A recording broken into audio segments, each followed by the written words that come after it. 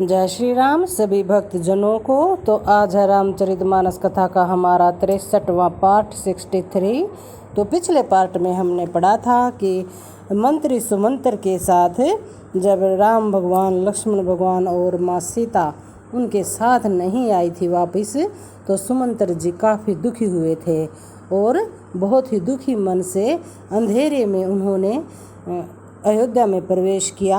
और जब श्री दशरथ भगवान को भी जब उनके साथ श्री राम भगवान, लक्ष्मण और सीता मैया दिखाई नहीं दी, तो वे भी अत्यंत दुखी हुए और कोस रहे थे कि क्यों ना हमारे प्राण निकल रहे हैं, इतने तरह से दुखी थे वे।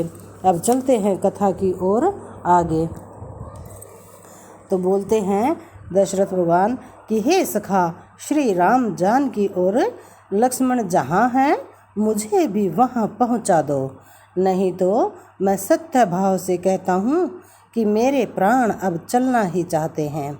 राजा बार बार मंत्री से पूछते हैं कि मेरे प्रियतम संदेशा तो सुनाओ।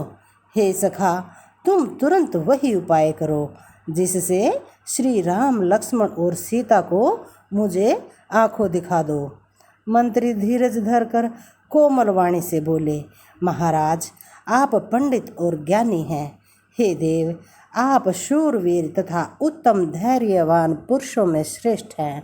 आपने सदा साधुओं के समाज का सेवन किया है। जन्म मरण, सुख दुख के भोग, हानि लाभ, प्यारों का मिलना बिछुड़ना, ये सब हे स्वामी काल और कर्म के अधीन रात और दिन की तरह बरबस होते रहते हैं। मूर्ख लोग सुख में हर्षित होते हैं और दुख में रोते हैं, पर धीर पुरुष अपने मन में दोनों को समान समझते हैं। हे सबके हितकारी रक्षक, आप विवेक विचार कर धीरज धरिए और शोक का परित्याग कीजिए।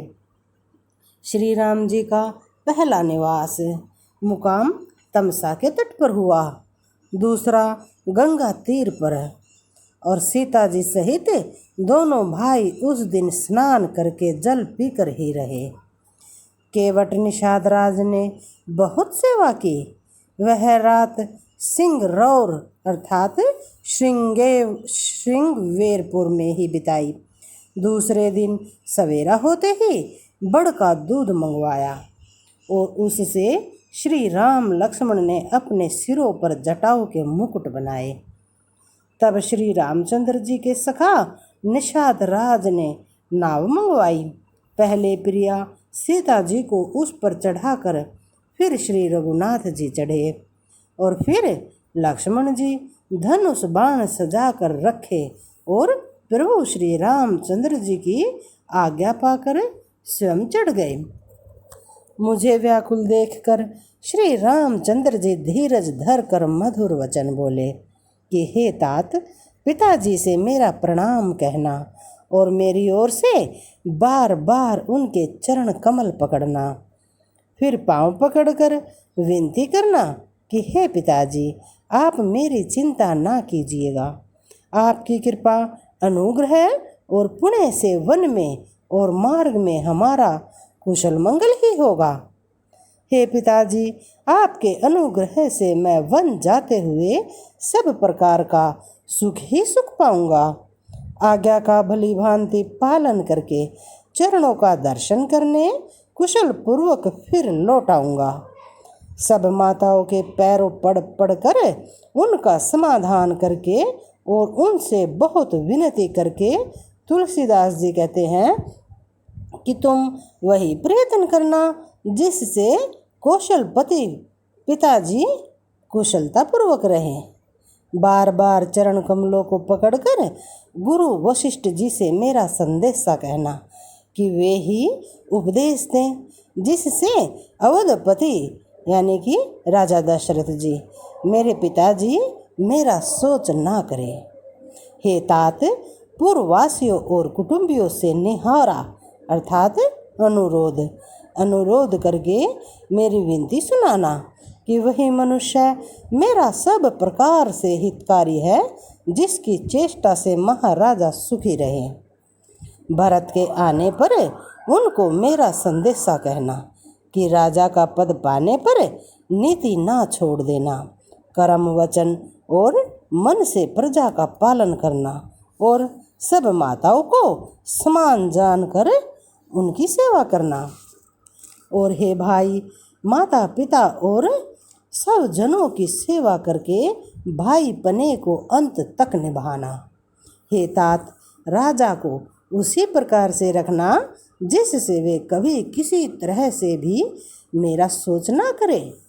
लक्ष्मण जी ने कुछ कठोर वचन कहे, किंतु श्री राम जी ने उन्हें ब्रज कर फिर मुझसे अनुरोध किया और बार बार अपनी सौगंध दिलाई और कहा कि हे तात, लक्ष्मण का लड़कपन वहाँ ना कहना। प्रणाम करके सीता जी भी कुछ कहने लगी थी, परंतु स्नेहवश वे शिथिल हो गई।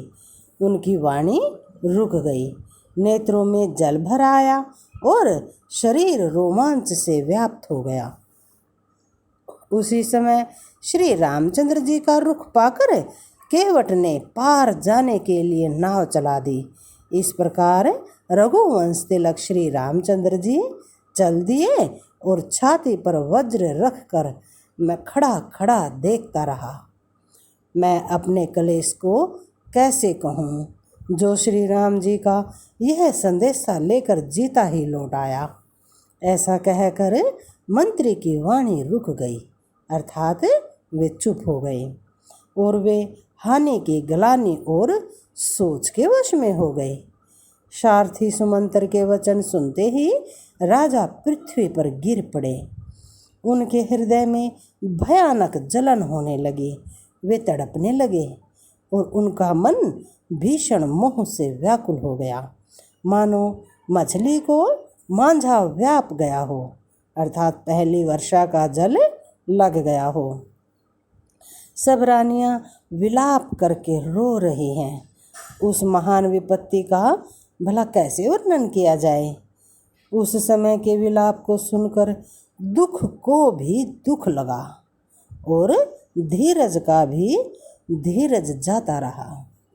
राजा के रनिवास में रोने का शोर सुनकर अयोध्या भर में बड़ा भारी कोहराम मच गया। ऐसा जान पड़ता था कि मानो पक्षियों के विशाल वन में रात के समय कठोर वज्र गिरा हो। राजा के प्राण कंठ में आ गए, मानो मणि के बिना सांप व्याकुल हो गया हो और इंद्रियां तो सब बहुत ही विकल हो गई, मानो बिना जल के तालाब में कमलों का वन मुरझा गया हो। कौशल्या जी ने राजा को बहुत दुखी होकर अपने हृदय में जान लिया कि अब सूर्यकुल का सूर्य अस्त हो चला है। तब श्री रामचंद्र जी की माता कौशल्या हृदय में धीरज धर कर समय के अनुकूल वचन बोली कि हे नाथ, आप मन में समझ कर विचार कीजिए कि श्री रामचंद्र जी का वियोग अपार समुद्र है, अयोध्या जहाज है और आप उसके कर्णधार हैं। सब प्रियजन ही यात्रियों का समाज है और जो इस जहाज पर चढ़ा हुआ है, आप धीरज धरिएगा तो सब पार पहुंच जाएंगे। इस तरह से कौशल्या मैया राजा दशरथ को समझा रही हैं कि नहीं तो सारा परिवार डूब जाएगा। हे प्रिय स्वामी, यदि मेरी विनती हृदय में धारण कीजिएगा तो श्री राम लक्ष्मण सीता फिर से आकर मिलेंगे। प्रिय पत्नी और कौशल्या के कोमल वचन सुनते हुए राजा ने आंखें खोल कर देखा, मानो तड़पते हुए दीन मछली पर कोई शीतल जल छिड़क रहा हो। धीरज धरकर राजा उठ बैठे और बोले, सुमंतर, कहो कृपालु, श्री राम कहाँ हैं? लक्ष्मण कहाँ हैं? और स्नेही राम कहाँ हैं? और मेरी प्यारी बहू जानकी कहाँ हैं? तो आज के लिए इतना ही। बाकी कल पढ़ेंगे। सभी भक्तजनों को जय श्री राम। और प्लीज़ मेरे चैनल को सब्सक्राइब कीजिए, वीडियो को लाइक शेयर कीजिए। जय श्री राम।